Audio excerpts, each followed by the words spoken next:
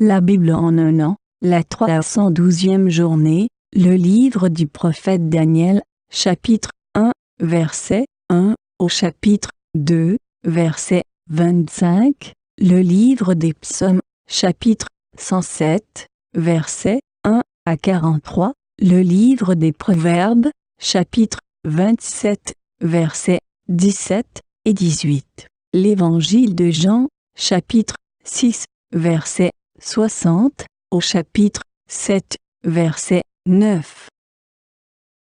Le livre de Daniel, chapitre 1. La 3e année du règne de Joachim sur Juda, Nebuchadnezzar, le roi de Babylone, marcha contre Jérusalem et en fit le siège. Le Seigneur livra entre ses mains Joachim, le roi de Juda, et une partie des ustensiles de la maison de Dieu. Nebuchadnezzar emporta les ustensiles dans le pays de Shinéar, dans le temple de son Dieu. Il les mit dans la maison du trésor de son Dieu. Le roi donna l'ordre à Ashpenaz, le responsable de ses eunuques, de faire venir quelques Israélites de sang royal ou de famille noble. Ce devaient être de jeunes garçons sans défaut physique, beaux, doués de perspicacité et de sagesse, instruits et intelligents, capables de servir dans le palais du roi. On leur enseignerait la littérature et la langue des Babyloniens. Le roi leur réservait pour chaque jour une portion des plats servis à sa table et du vin de ses banquets. Il voulait les former pendant 3 ans, à la suite desquels ils entreraient à son service. Il y avait parmi eux les Judéens, Daniel, Anania, Michaël et Azaria. Le chef des eunuques leur donna des noms. À Daniel, celui de Belshazzar, à Anania, celui de Shadrach, à Michaël, celui de Méshach, et à Azaria, celui d'Abed-Négo. Daniel prit la ferme décision de ne pas se souiller en consommant les plats servis à la table du roi et le vin de ses banquets. Il demanda alors au chef des eunuques de ne pas l'obliger à se souiller. Dieu gagna à Daniel la bienveillance et la compassion du chef des eunuques. Ce dernier dit à Daniel, « Je redoute, mon Seigneur le roi, c'est lui qui a fixé ce que vous devez manger et boire.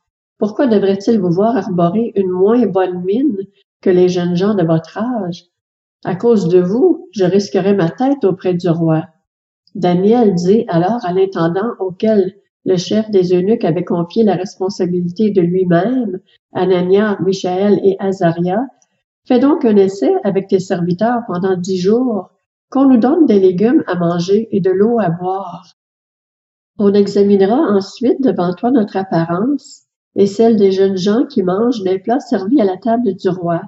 Puis agis avec nous, tes serviteurs, en fonction de ce que tu auras constaté. » Il leur accorda ce qu'ils demandaient et fit un essai avec eux pendant 10 jours. Au bout de 10 jours, ils avaient meilleure apparence et avaient pris plus de poids que tous les jeunes gens qui mangeaient les plats servis à la table du roi. L'intendant retirait donc les plats et le vin qui leur étaient destinés, et il leur donnait des légumes à la place. Dieu accorda à ces 4 jeunes gens de la connaissance et de la perspicacité dans tout ce qui concernait la littérature et la sagesse. De plus, Daniel était capable d'expliquer toutes les visions et tous les rêves. Au moment fixé par le roi, pour qu'on les lui amène, le chef des eunuques les présenta à Nebuchadnezzar. Le roi discuta avec eux, et parmi tous ces jeunes gens, il n'en trouva aucun comme Daniel, Anania, Michaël et Azaria. Ils furent donc admis au service du roi. Sur tous les sujets qui réclamaient de la sagesse et de l'intelligence, et sur lesquels il les interrogeait, le roi les trouvait 10 fois supérieurs à tous les magiciens et astrologues présents dans tout son royaume. Telle fut la situation de Daniel jusqu'à la première année de règne de Cyrus. Le livre de Daniel, chapitre 2. La 2e année de son règne, Nebuchadnezzar eut des rêves. Il en eut l'esprit troublé et ne parvint plus à dormir. Le roi fit appeler les magiciens, les astrologues, les sorciers et les prêtres chaldéens pour qu'ils lui racontent ses rêves. Ils vinrent et se présentèrent devant le roi. Le roi leur dit, « J'ai fait un rêve. Mon esprit est troublé parce que je voudrais connaître ce rêve. » Les prêtres chaldéens répondirent au roi en araméen, « Roi, puisses-tu vivre toujours? Raconte le rêve à tes serviteurs, et nous en révélerons l'explication. » Le roi reprit la parole et dit au prêtre chaldéen, « Voici ce que j'ai décidé. Si vous ne me faites pas connaître le rêve et son explication, vous serez mis en pièces et vos maisons seront transformées en un tas de décombres. En revanche, si vous me révélez le rêve et son explication, vous recevrez de ma part des cadeaux, des récompenses et de grands honneurs. C'est pourquoi révélez-moi le rêve et son explication. » Ils répondirent pour la deuxième fois, « Que le roi raconte le rêve à ses serviteurs, et nous en révélerons l'explication. » Le roi reprit la parole et dit, « Je m'aperçois en vérité que vous cherchez à gagner du temps, parce que vous voyez que ma décision est prise. Si donc vous ne me faites pas connaître le rêve, le même décret s'appliquera à vous tous. Vous vous êtes concertés pour me débiter des mensonges et des faussetés, en attendant que les circonstances changent. C'est pourquoi dites-moi quel était le rêve, et je saurai que vous êtes vraiment capable de m'en révéler l'explication. » Les prêtres chaldéens répondirent au roi, « Il n'y a personne sur la terre qui puisse faire ce que demande le roi. C'est pourquoi jamais aucun roi, aussi grand et puissant qu'il ait été, n'a exigé une pareille chose d'un magicien, d'un astrologue ou d'un prêtre chaldéen. Ce que le roi demande est difficile. Il n'y a personne qui puisse faire une telle révélation au roi, mis à part les dieux.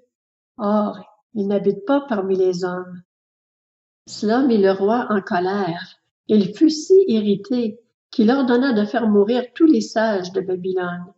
Le décret ordonnant la mise à mort des sages fut proclamé et l'on recherchait aussi Daniel et ses compagnons pour les exécuter.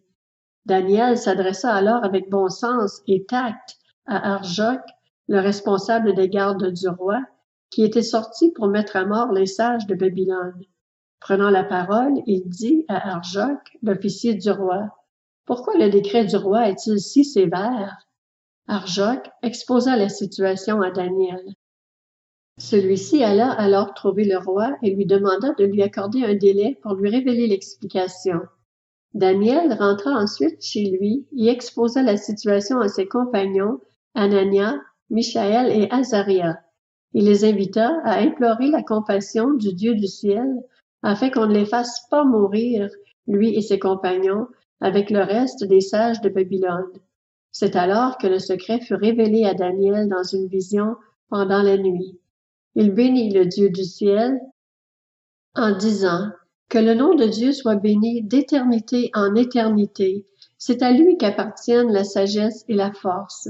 C'est lui qui change les temps et les circonstances, qui renverse et établit les rois, qui donne la sagesse aux sages et la connaissance à ceux qui ont de l'intelligence. C'est lui qui dévoile ce qui est profondément enfoui et caché, qui connaît ce qui est dans les ténèbres, et la lumière réside auprès de lui. Dieu de mes ancêtres, je te dis toute ma reconnaissance et ma louange, parce que tu m'as donné la sagesse et la force, et parce que tu m'as fait connaître ce que nous t'avons demandé, parce que tu nous as fait connaître ce qui concerne le roi. » Après cela, Daniel alla trouver Arjoc, celui que le roi avait chargé de faire mourir les sages de Babylone. Il alla lui dire, « Ne fais pas mourir les sages de Babylone. Conduis-moi devant le roi, et je lui révélerai l'explication. » Arjoc conduisit aussitôt Daniel devant le roi et lui dit, « J'ai trouvé parmi les exilés de Juda un homme qui fera connaître l'explication au roi. » Le livre des Psaumes, chapitre 107. Louez l'Éternel, car il est bon. Oui, sa bonté dure éternellement. Que les rachetés de l'Éternel le disent, ceux qu'il a rachetés du pouvoir de l'ennemi et qu'il a rassemblés de tous les pays, de l'Est et de l'Ouest, du Nord et du Sud. Ils erraient dans le désert en chemin dans les lieux arides, sans trouver de ville où ils puissent habiter. Ils souffraient de la faim et de la soif. Leur âme était abattue. Dans leur détresse, ils ont crié à l'Éternel, et il les a délivrés de leurs angoisses. Il les a conduits par un chemin bien droit pour qu'ils arrivent dans une ville où ils puissent habiter. Qu'il loue l'Éternel pour sa bonté et pour ses merveilles en faveur des hommes, car il a désaltéré les assoiffés, il a comblé de biens les affamés. Ceux qui habitaient dans les ténèbres et l'ombre de la mort étaient prisonniers de la misère et des chaînes, parce qu'ils s'étaient révoltés contre les paroles de Dieu, parce qu'ils avaient méprisé le conseil du Très-Haut. Il a humilié leur cœur par la souffrance. Ils trébuchaient et personne ne les secourait. Dans leur détresse, ils ont crié à l'Éternel et il les a délivrés de leurs angoisses. Il les a fait sortir des ténèbres et de l'ombre de la mort. Il a arraché leurs liens. Qu'il loue l'Éternel pour sa bonté et pour ses merveilles en faveur des hommes, car il a mis les portes de bronze en pièces, il a brisé les verrous en fer. Les fous, par leur conduite coupable et par leur faute, ils s'étaient rendus malheureux. Ils avaient en horreur toute nourriture et touchaient aux portes de la mort. Dans leur détresse, ils ont crié à l'Éternel, et il les a délivrés de leurs angoisses. Il a envoyé sa parole et les a guéris. Il les a fait échapper à la tombe. Qu'ils louent l'Éternel pour sa bonté et pour ses merveilles en faveur des hommes. Qu'ils offrent des sacrifices de reconnaissance et qu'ils racontent quelle est sa façon d'agir avec des cris de joie. Ceux qui étaient partis en mer sur leurs bateaux et travaillaient sur les grandes eaux, ceux-là ont vu la façon d'agir de l'Éternel et ses merveilles en mer. D'un mot, il a fait souffler un vent de tempête qui a soulevé les vagues de la mer. Ils montaient vers le ciel, ils descendaient dans l'abîme, et ils étaient angoissés face au danger. Saisis de vertige, ils titubaient comme un homme ivre, et toute leur habileté était réduite à néant. Dans leur détresse, ils ont crié à l'Éternel, et il les a délivrés de leurs angoisses. Il a arrêté la tempête, ramené le calme, et les vagues se sont calmées. Ils se sont réjouis de ce qu'elles s'étaient apaisées, et l'Éternel les a conduits au port désiré. Qu'il loue l'Éternel pour sa bonté et pour ses merveilles en faveur des hommes. Qu'il proclame sa grandeur dans l'assemblée du peuple, et qu'il le célèbre dans la réunion des anciens.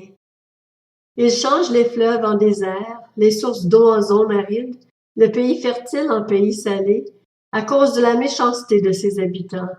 Il change le désert en étang, la terre aride en source d'eau, et il y établit ceux qui sont affamés. Ils fondent une ville pour l'habiter, ils ensemencent des champs, plantent des vignes, et ils en récoltent les fruits. Il les bénit, ils deviennent très nombreux, et il ne fait pas diminuer leur bétail. D'autres sont diminués et humiliés par l'oppression, le malheur et le tourment.